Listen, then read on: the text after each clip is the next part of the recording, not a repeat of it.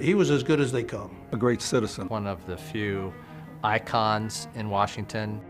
He was a gentleman's gentleman. And everything he did had a character of quality about it. He was very driven. He was not only a visionary, but he was creative. He could speak to anybody. He could absorb almost anything. He was a wonderful friend. He was a true role model. He was a magnificent person. I'd say he was a mensch.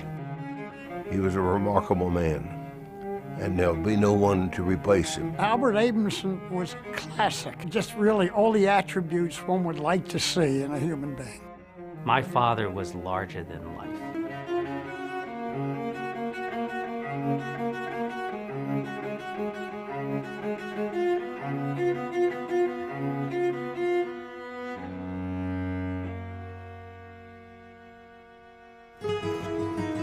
The way my father got started in real estate is the way he went about any type of real estate project he got into.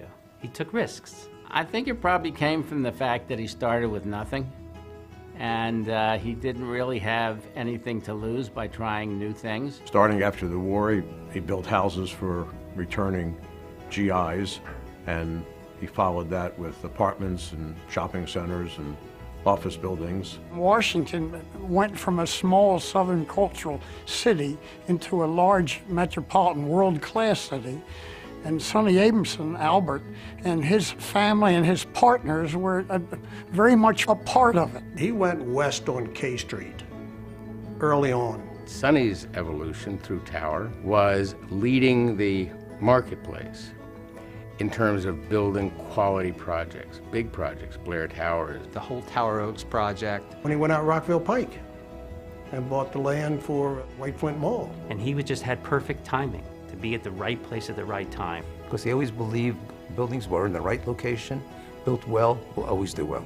I think when the real estate community looks at Sonny Abramson and the Tower Company, the word first class comes to mind. All the development he did with quality. And he set a new standard in Washington. He made a difference. He changed the landscape. Any street corner you go down into in Washington, D.C., there is a piece of my grandfather. He added excitement and dynamism to buildings. He wanted to do something that would contribute to the beauty of Washington. We constantly worked on the excellence of the buildings. Washington Square is a good example. Right after Washington Square was open, Gorbachev was in Washington. And when he was returning from the White House, he stops his motorcade at Washington Square, jumps out of the car, and shakes hands with the crowds, unifying the two nations right there at Washington Square. He enjoyed the creativity of building and designing projects, and he would also try to come up with innovative ideas that other people hadn't come up with. When we got involved with green building, there was definitely not a trend in that space.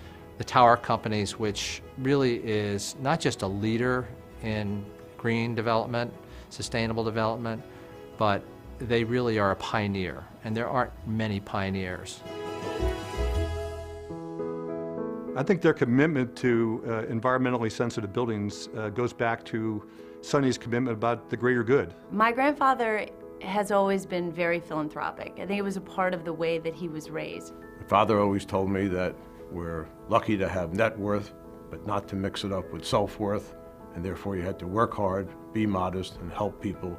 Every part about Sonny Abramson was about giving back. I think Ed, being the citizen he was of the community, I think those are the kind of things that made Sonny special.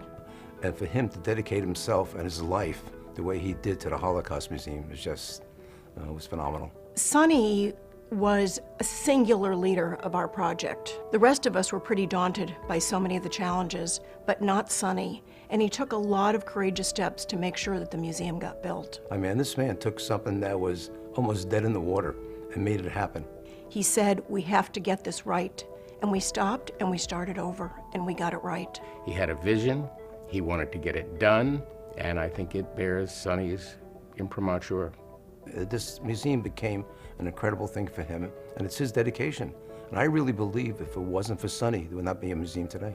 I think everything the museum does, we owe to Sonny. What started out as just an idea has now become one of the most popular attractions in Washington. The Holocaust Museum was the capstone of his philanthropic career. He was awarded the Citizens Medal by the President, and that was a special moment in his life and our lives.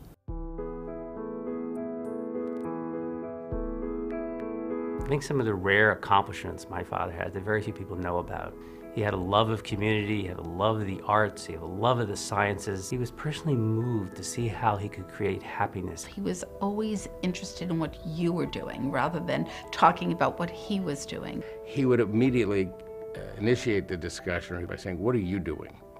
Tell me about what's happening with you." And he made people feel they were part of the project. Sonny was one of the easiest people to do business with because he was very open and very honest. He was a wonderful man. I used to always love coming to see him. I was a little bit in awe of him. His intellect is always the thing that always sticks in my mind because we would sit there and have discussions about everything. When I was growing up, actually, I used to tell my friends that my grandfather knew the answer to every single question in the world. I'm still convinced, actually, that that is true. I can't think of any time he wasn't right. He was a risk taker, but he was not a gambler. He was, in a manner of speaking, a bit of a competitive person. Well, they should know that Sonny was a hell of a bridge player. And I think at one point he was playing with, at one time, I think it was Warren Buffett or somebody else. Albert Abramson was classic. He was a totally integrated person. Albert was able to see things in different situations that most people could not recognize. A lot of people don't have that ability to be both a visionary and good at execution, and he was one of those people that had both of those. I think what makes the Tower Companies unique is my father's excitement for real estate, and it's infused in his children, and it continues on. When we do a development project, it really is an extension of the family. We're constantly upgrading our buildings, trying to make them better, being reflections of the city, being reflections of my father's highest goals. And those buildings will always represent how he raised the bar in architecture for Washington. Projects that have stood the test of time will continue to stand the test of time. My father's greatest legacy is the values he instilled in his children, hard work and modesty. I think the family he held together is a great tribute to him because his family is a wonderful family, and there's so many of them are involved in the business. And all you have to do now is look at the family and see what they have accomplished. They're continuing with his work. Albert would hate receiving this award. He was very modest and never wanted any publicity. I think Sonny deserves this award not only for the wonderful buildings he's built throughout the Washington, D.C. area, but for the legacy of gifts he's given to the community as well. He gave an extraordinary treasure, not only to our nation, but the world. And for that, he deserves many honors and a great gratitude from all of us. And I think that it's particularly meaningful that the ULI recognizes the role that he's played. Sonny Abramson is what ULI is all about. I think the tower companies are a shining example of what ULI professes in terms of green building and walkable, livable communities. And to the credit of my grandfather and my father and everybody else, they really took that very seriously and said, you know, we are stewards of this community and we have a responsibility. That to me is why I think he really deserves it. He was a human being as well as just being a great real estate entrepreneur. It's almost impossible to imagine that one lifetime could have accomplished as much as he did. He was just one incredible man. I don't think there'll ever be another Sonny Abramson in this city. There'll be other good people, but there'll never be another Sonny Abramson. His spirit and his projects and his legacy lives on. He is one of the architects of the landscape. He is a builder, not just of buildings, but of the community of DC. I think that's pretty amazing. As we review his life and his accomplishments, it's an appropriate time to honor him and show the rest of Washington what they may not have known about him. I could not think of a greater organization such as the ULI who could represent my father's real estate contribution from shopping malls to national museums. And I thank the ULI for honoring his legacy, for building our community, our nation's capital, and America.